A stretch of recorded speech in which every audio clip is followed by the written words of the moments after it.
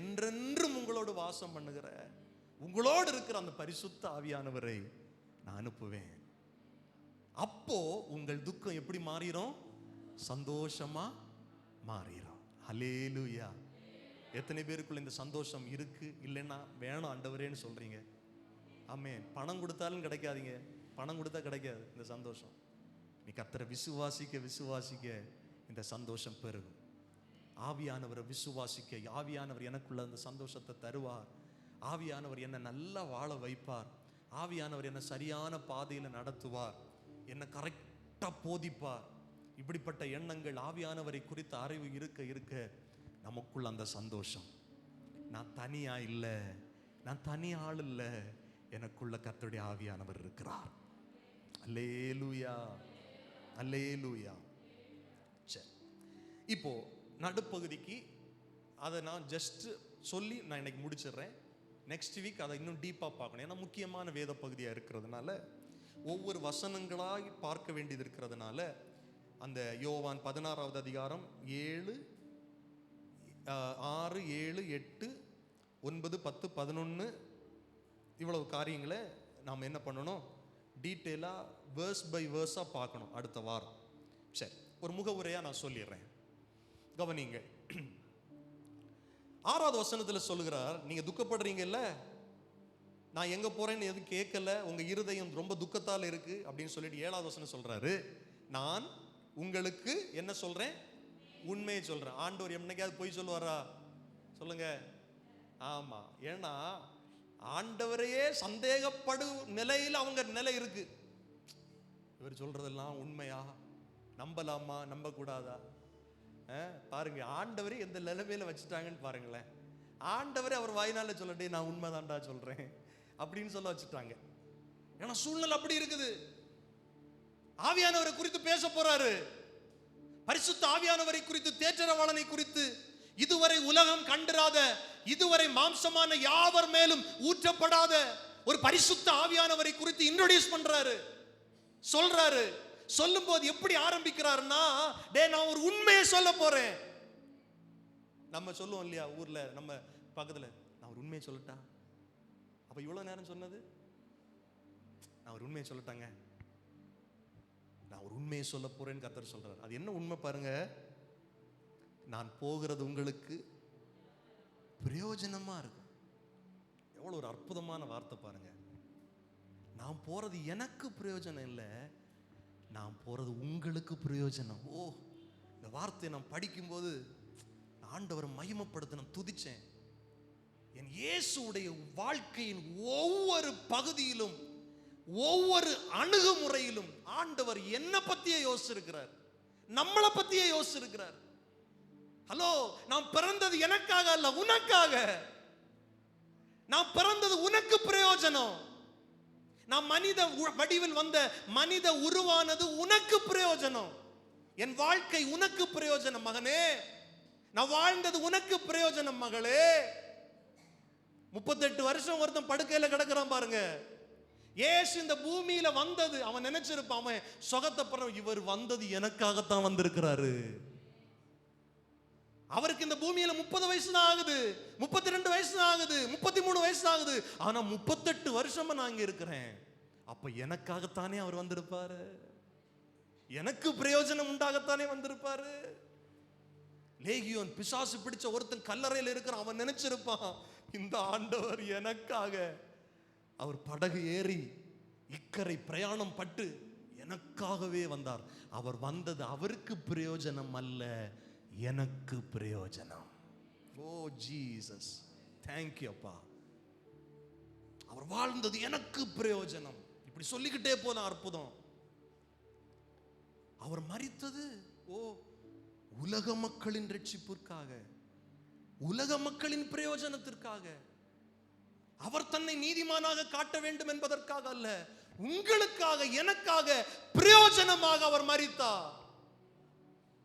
அவர் உயிரோடு எழுந்தது எனக்காக, உங்களுக்காக, நமது பிரயோஜனத்திற்காக. அப்பதான் சொல்றாரு, நான் பிதாவினிடத்தில் போகிறது அது எனக்கு நன்மைக்கு இல்லை, என் பிரயோஜனத்துக்காக அல்ல, உங்க பிரயோஜனத்துக்காக, உங்களுக்காக நான் போறேன். அல்லேலூயா. ஆமென். உங்களுக்கு அது பிரயோஜனமா இருக்கும். அப்படி சொல்லிட்டு நான் போகாதிருந்தால், அவரு ஆண்டவர் மனுஷனை எவ்வளவு கம்ஃபர்ட் பண்றாரு பாருங்க. ஏன்னா இவங்க ஃபுல்லா என்ன நினைக்கிறாங்கன்னா, இவர் நம்ம கூட இருந்தா போதும், நல்லா இருக்கும். இவர் ஒரு ராஜாவா, இவர் ஒரு மேசியாவா, ரோமருடைய அரசாட்சி எல்லாம் தவிடு பொடி ஆக்கிட்டு அவர் பெரிய ராஜாவா இருந்துட்டாலே போறோம், நல்லா இருக்குப்பா, இவர் கூட வாழ்றது சூப்பரா இருக்குப்பா. ஒவ்வொரு சீசனும் யோசிச்சிருப்பான். ஆனா ஆண்டவர் அவங்களுக்கு அழகா புரிந்து வைக்கிறார். நான் போறது உங்களுக்கு பிரயோஜனத்துக்கு போறேன். ஒருவேளை நான் போகாமல் இருந்தால் என்ன சொல்றாரு? தேற்றரவாளன் உங்களிடத்தில், நான் போகலைன்னா பரிசுத்த ஆவியானவர் உங்ககிட்ட வர முடியாது. நான் போறதே எதுக்குன்னா, நான் போயிட்டு அங்க போய் ஜாலியா அப்பா வந்தேன், வாழ்ந்தேன், செத்தேன், உயிரோடு எழும்பினேன், வேலை முடிஞ்சுன்னு இல்லை. நான் வேறு ஒருவரை, இந்த பதம் எல்லாம் ரொம்ப முக்கியம் பாருங்க. திருத்துவத்தை புறக்கணிக்கிற, இல்லைன்னா திருத்துவத்தை சரியாய் புரிந்து கொள்ளாதவர்கள் என்ன தெரியுமா சிலர் சொல்லுவாங்க, இயேசு போனாரு, அவருக்கு ஆவி என்ன பண்ணிருக்கு இப்போ? ஹலோ, இந்த பைபிள் வாசிக்கும் போது உங்களுக்கு தெரியும், இயேசுடைய ஆவி வந்ததா அது வேறையான்னு தெரியும். சரி, தேற்றரவாளன் சொல்லுங்க, உங்களிடத்தில் வரார். நான் போவேனே ஆகில் அவரை உங்களிடத்திற்கு அனுப்புவேன். அவரைன்னு சொல்றாரு, தேற்றரவாளன். அப்போ அவர் இல்லை, இயேசு இல்லை, பரிசுத்த ஆவியானவர் இன்னொருவர்.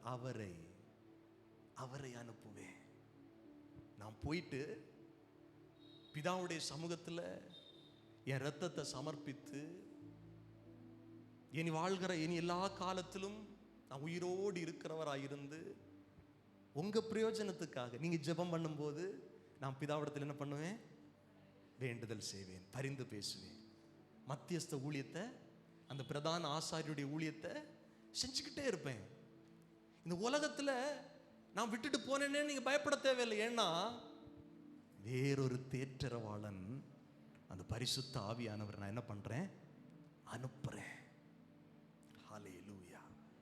அந்த பரிசுத்த ஆவியானவர் வந்து செய்ய போற முக்கியமான காரியத்தை பைபிளுங்க பதிவு செய்து, இதை நான் வாசிட்டு போனேன்னா அது ரொம்ப புரிந்து கொள்ள முடியாது. அதனால தான் டைம் எடுத்து ஒரு நாள் ஃபுல்லா அடுத்த வாரம் இந்த 3 வசனங்களை மட்டும் தியானிக்க போறோம். அவர் என்ன செய்வார்னா, அவர் வந்து பாவத்தை குறித்தும், நீதியை குறித்தும், நியாய தீர்ப்பை குறித்தும், உலகத்தை கண்டித்து, அவ பரிசுத்த ஆவியானவர் வரது 2 பாட்டு ஸ்லோவா பாடி 3வது பாட்டு ஸ்பீடா கை தட்டி பாடுறதுக்கு இல்லை.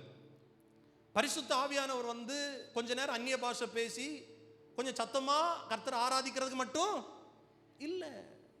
நான் அதை மட்டுப்படுத்தவோ அது செய்யக்கூடாது என்றோ சொல்ல வரல நான். பட் இன்னைக்கு நிறைய சபைகள் பரிசுத்த ஆவியானவரை அதற்குள்ளே என்ன பண்ணிட்டாங்கன்னா நிறுத்திட்டாங்க. அவ்வளவுதான். பரிசுத்த ஆவியானவருக்கு வேலை என்ன? கொஞ்சம் ஸ்பீடா பாடணும், நல்லா கொஞ்ச நேரம் கத்தி ஜெபம் பண்ணணும், அதோட நிறுத்திட்டாங்க. இல்ல இல்ல இல்ல, முழு வேதாகமத்தையும் ஆராய்ந்து பார்க்கும்போது பரிசுத்த ஆவியானுடைய செயல்பாடுகள் மகத்துவமானது. அதுவும் ஒரு மனுக்குலத்திற்கு, மனுஷனுக்கு பரிசுத்த ஆவியானவர் அவ்வளவு முக்கியம். ஹலோ, இன்னைக்கு நிறைய பேர் பார்த்தீங்கன்னா இந்த நல்ல ஸ்பீடா கைத்தட்டி பாட்டு பாடுறதுனாலே சபைக்கு வரதில்லை. நானும் வந்து வந்து அப்படி ஆயிடுவேனோ, என்னையும் பிடிச்சி கீழே தள்ளி போட்டுருவாங்களோ. இல்லை இல்லை, உலக மனுஷனுக்கு யோசிக்க தோணுது இல்லை. எனக்கிட்டே கேள்வி கேட்டிருக்கிறாங்களே, எனக்கிட்டே பேசி இருக்கிறாங்களே சகோதரர்கள். இல்லை, யோசிக்க தோணுது இல்லை, நானும் நாளைக்கு அப்படி ஆயிடுவனும் இன்னைக்கு. ஏன்னா நிறைய இடங்கள்ல பரிசுத்த ஆவியானவர்னா இப்படிதான் அப்படின்னு நினைக்கிறாங்க. அதற்கு அப்பாற்பட்ட காரியங்கள் பைபிள் சொல்லுது. இன்னைக்கு பிசாசு வஞ்சகமா பரிசுத்த ஆவியானவரை குறித்த அறிவை ஜனங்களுக்குள்ள மட்டுப்படுத்தி வச்சிருக்கிறான். புரிந்து கொள்ளுங்கள் தேவனுடைய பிள்ளைகள், பரிசுத்த ஆவியானவர் ஏன்? அவர் பாவத்தை குறித்து, நீதியை குறித்து, நியாய தீர்ப்பை குறித்து கண்டித்து உணர்த்துகிறவர். இயேசு இந்த பூமியில எப்படி பிரசங்கம் பண்ணினார், எப்படி சரியாய் போதித்தார், அதை போலவே அதற்கு சற்றும் இளைப்படைந்தவராய் இல்லாமல், சற்றும் சலிக்காதவராய் பரிசுத்த ஆவியானவர் கண்டித்து உணர்த்துவார். அல்லேலூயா. ஆவியானவர் சபைக்கு சொல்லுவதை காதுள்ளவன். பைபிள் அப்படித்தானே சொல்லுது. அப்ப ஆவியானவர் பேசுவார்ல, ஆவியானவர் கண்டித்து உணர்த்துவார்ல. அவர் ஒரு ஆவி கிடையாது, அது ஒரு வல்லமை மட்டும் கிடையாது, ஆள் தத்துவம் உடையவர். எனக்குள்ள உங்களுக்குள்ள வாசம் பண்ணுகிறார். நாம் ஒரே ஆவியானவரை பெற்றிருக்கிறோம். சில நேரத்துல எல்லாம் பேசும்போது, ஆவியானுடைய நிறைவோடு பேசும்போது, சில இடத்துல பேசும்போது அப்படியே ஆச்சரியமா இருக்கும். பிரதர், நான் நினைச்சதை நீங்க பேசுறீங்க. நான் எதிர்பார்த்து வந்ததை இன்னைக்கு சபைக்கு ஆண்டவரே என்னோடு பேச மாட்டீரான்னு எதிர்பார்த்து வந்தேன், அதை பேசுனீங்க. நான் பேசலீங்க, நான் மனுஷன். உங்களுக்குள் இருக்கிற ஆவியானவர், எனக்குள் இருக்கிற ஆவியானவர் ஒருவரே. சபை ஏன் ஒரே சரீரமா இருக்கு? ஒரே ஆவியானவரால் நிரப்பப்பட்டிருக்கிறது. நாம் வேறு வேறு அவயவங்களாக சரீரங்களாக இருந்தாலும் நமக்குள் இருப்பவர் ஒரே ஆவியானவர்.